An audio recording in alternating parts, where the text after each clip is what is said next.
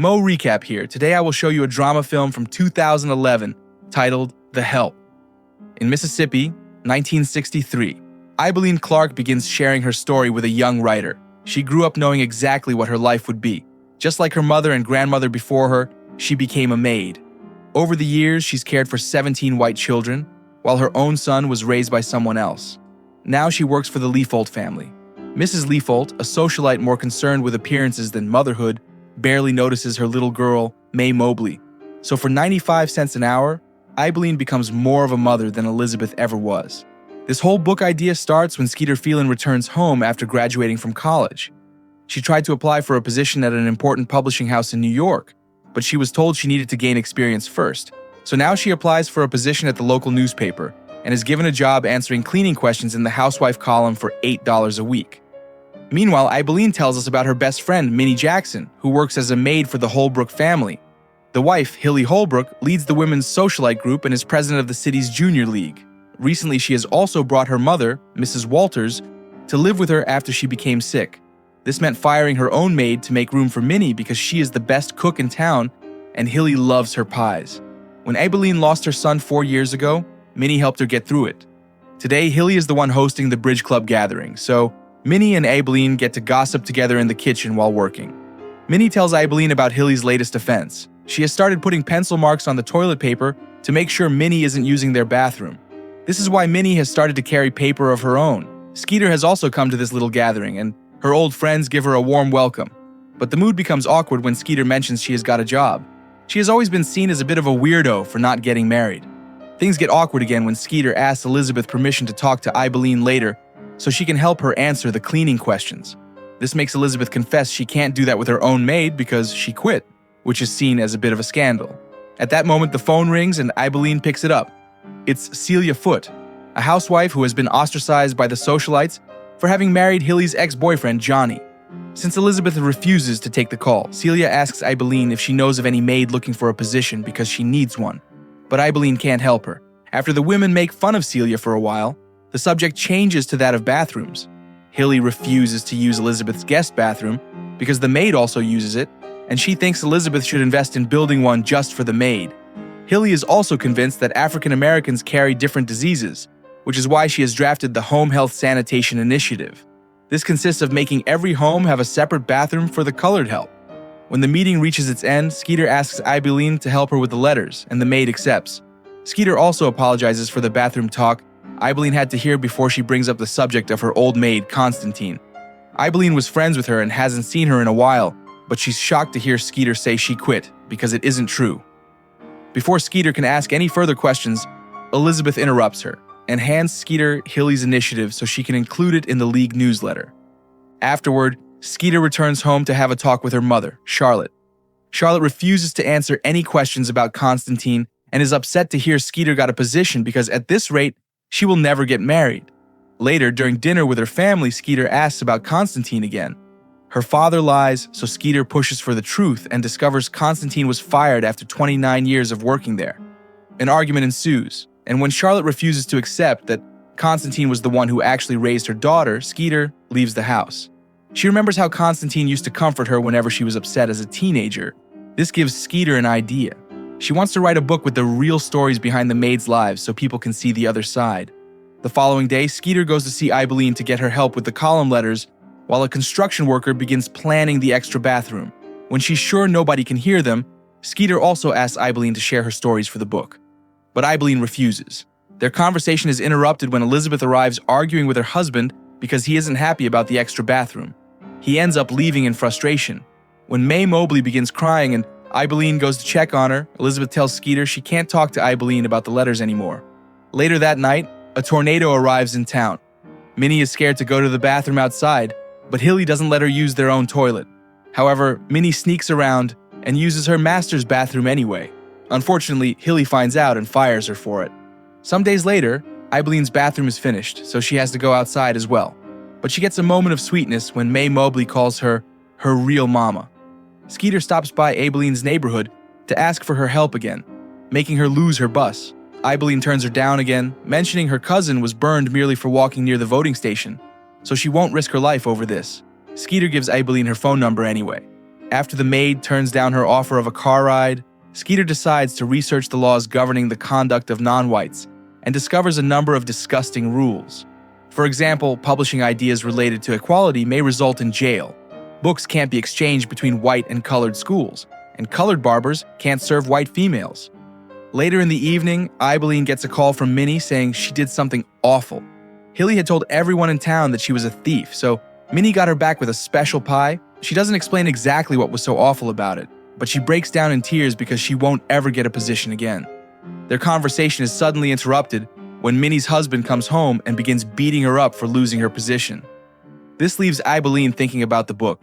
After hearing her pastor talk about God wanting his people to be courageous, she calls Skeeter to come over and tell her some stories. Skeeter parks far away so the neighbors don't see her car and tells Aibileen that she doesn't care if the stories aren't nice toward white people. She wants to publish the truth, taking us back to the beginning of the story. Meanwhile, Hilly's new maid asks for a loan of $75 to send her kids to college, even accepting to work for free for a few days to pay it back. Hilly refuses, saying she's doing her a favor because God doesn't give charity to those who are well and able. A couple of days later, Minnie's husband makes their daughter quit school to become a maid to help with the bills.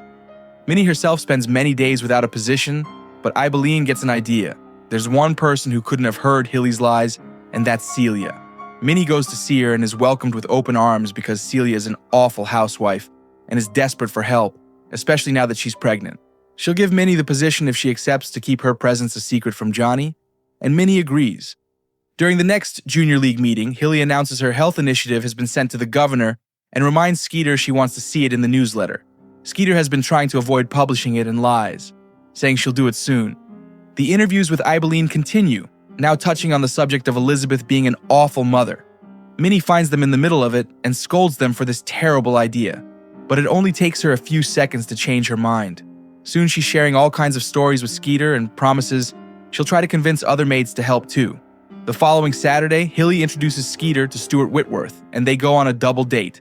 Unfortunately, Stuart behaves terribly, so Skeeter gets angry and leaves the restaurant before even ordering.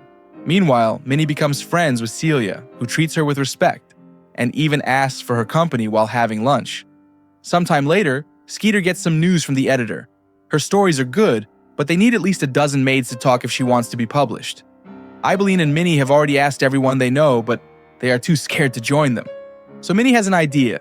Since they're already making up names anyway, they could use some of her stories and say they're from other maids. Skeeter doesn't think she can do that because it wouldn't be real. To convince her not to give up, Aibileen finally talks about her son. While carrying heavy wood, he fell to the ground and was hit by a truck. The foreman threw the body on the back of his truck, took him to the colored hospital, dropped the body there, and just honked the horn before leaving. The hospital could do nothing, so Aibileen brought him home to die on the couch at the age of 24. The book is Aibileen's way to find closure. The next day, Stuart shows up to apologize to Skeeter for his behavior.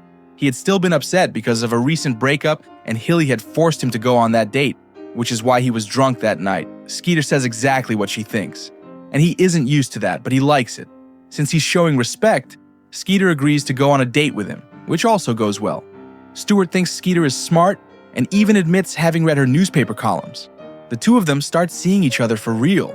When Skeeter finally begins working on the newsletter, she decides to have some fun and changes some of the words in her article. Once it gets published, Hilly's coat drive appears as a toilet drive, so she wakes up to find her garden filled with old toilets. Famous activist Medgar Evers' fight for equality is a big subject on television, but Charlotte doesn't allow anyone in her house to watch his speech. Later that night, Aibileen and other black people are asked to leave the bus because there's a commotion on the streets. Evers has been murdered in front of his own children.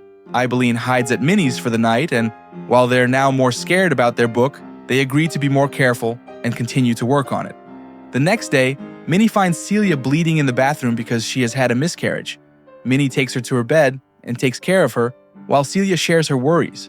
Johnny married her because she was pregnant, and she lost that baby a month later. Since then, she lost 3 more babies counting this one, but she hasn't told Johnny about them.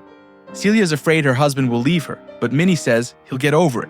Later, Celia buries the baby in the garden under a plant like she did with the others. In the meantime, Hilly's maid is arrested in front of the other maids. She had found a ring while cleaning under the couch, and when she tried to sell it at a pawn shop, the clerk got suspicious and called the police. When Skeeter visits Aibileen, she is surprised to find dozens of maids who are finally willing to share their stories because that morning's arrest had been the last straw. There are all kinds of stories about how badly they're treated, and the saddest part is hearing them mention that the children they raised grew up to be as mean as their parents. The next day, the socialites have a new bridge club party, and Celia tries to join them, even bringing a pie with her. But all the women hide and ignore her, so Celia leaves in tears. When she returns home, Minny scolds her for trying to befriend such horrible people and explains they hate Celia because she married Johnny. Celia misunderstands and thinks they believe Johnny cheated on Hilly when actually their relationship started after the thing with Hilly was over. So she decides she'll clarify matters during the benefit event. Minny doesn't think she should go, but Celia distracts her from the subject by taking care of Minny's wound because she knows she didn't fall. Her husband put them there. Celia tells Minny she should hit her husband with a skillet and leave him. But Minny has her children to think about. A few days later, Kennedy is assassinated. Aibileen is getting scared about being found again, so Minny decides to share the awful thing she did to have it as insurance. It turns out the special pie she gave Hilly had been made with her own excrement, and Mrs. Walters saw her daughter had 2 pieces of it, so she laughed pretty hard about it.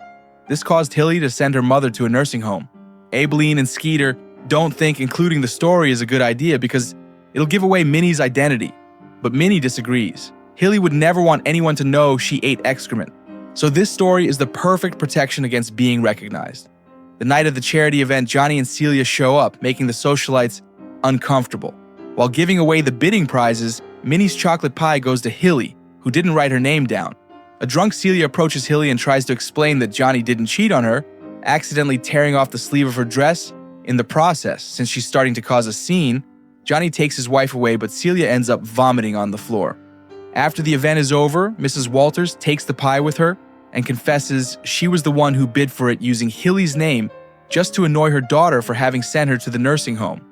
The next day, Celia arrives at the conclusion she isn't made for this kind of fancy life and wants to leave Johnny. However, Minny convinces her to stay, pointing out that if she leaves, then Hilly's manipulation will win. Meanwhile, Skeeter is almost done with the book. She just needs one last story, Constantine's, so she forces her mother to confess the truth. Some months ago, Charlotte was hosting a Daughters of America luncheon after being appointed state regent. Their meal was interrupted by the arrival of Constantine's daughter, Rachel, who they didn't expect until the following week. Usually, Rachel enters the house normally, but today Charlotte makes her go wait in the kitchen. Rachel refuses to enter through the service door and makes her way inside anyway, saying she wants to see her mother. So Charlotte gives up under the pressure of the other socialites, who remind her this isn't appropriate behavior, and she kicks them both out. The next day, Charlotte went to Constantine's house to take her back, but she had already left with Rachel. Charlotte sent her son to Chicago, where Rachel lives, to see if they could talk. But it was too late. Constantine had already passed away. Charlotte tries to apologize for what she did, but Skeeter leaves in tears. After visiting Constantine's abandoned house to write her last story, Skeeter sends the book to the editor, who pays her a pretty small advance. But Skeeter still sends it to the Maids. The book is published anonymously and becomes a success. Mrs. Walters even reads it at the nursing home. When she recognizes the pie story, she finds it amusing and calls Hilly to tell her to read it. Sadly, Skeeter doesn't get to enjoy her success for long because Stuart breaks up with her when she confesses she wrote the book, calling her selfish. When Hilly finally reads the book too, she freaks out and tries to stop the rumors her friends are spreading about the stories possibly coming from their own town. However, she finally loses it when she receives a check for her charity from Celia, made out to 2 Slice Hilly. Furious, Hilly goes to see Skeeter, who just received a letter saying she's got the position at the publishing company. Hilly threatens Skeeter with legal action, but Skeeter reminds her that to do so, she would have to admit in public that she ate the special pie. At that moment, Charlotte comes out in defense of her daughter and kicks Hilly out. Afterwards, Charlotte tells Skeeter she's proud of her, congratulates her on her new position, and thanks her for bringing back courage to the family. In the meantime, Minny gets scared when Johnny suddenly approaches her, but he isn't there to hurt her. Celia has finally told him about the babies, so Johnny has come to thank Minny for being there for his wife. He's always known Celia hired help, and since Minny arrived, Celia has been feeling so much better. Then Johnny takes Minny back to the house where Celia is waiting for them with a meal she prepared on her own. Johnny offers Minny a permanent position in his household, and of course, Minny accepts. This gives Minny the strength she needs to finally take her children and leave her violent husband. The next time Aibileen and Minny go to church, they're received with a standing ovation. As thanks for how brave they were, All the community has signed the book as a gift to make up for the lack of Aibeleen's name on the cover. After Mass is over, they take the book to Skeeter so she can see what she's achieved. Skeeter confesses she doesn't think she should take the position offer in New York because she can't leave Aibileen and Minny alone after the mess she made. However, the maids tell her there is nothing she can do here, so they convince her to leave and get a better life. The following day, Aibileen returns from the grocery store to find Hilly telling Elizabeth that she stole some of Hilly's silver cutlery. Obviously, it isn't true, but Elizabeth fires her anyway. When Hilly threatens her with jail if she tries to do something, Aibileen calls her a godless woman, making Hilly leave in tears. May Mobley tries to stop Aibileen from leaving, but this doesn't change Elizabeth's mind. Aibileen has to ignore the little girl's crying on her way out. May Mobley is the last child Aibileen takes care of, but she doesn't regret what she's achieved for her community.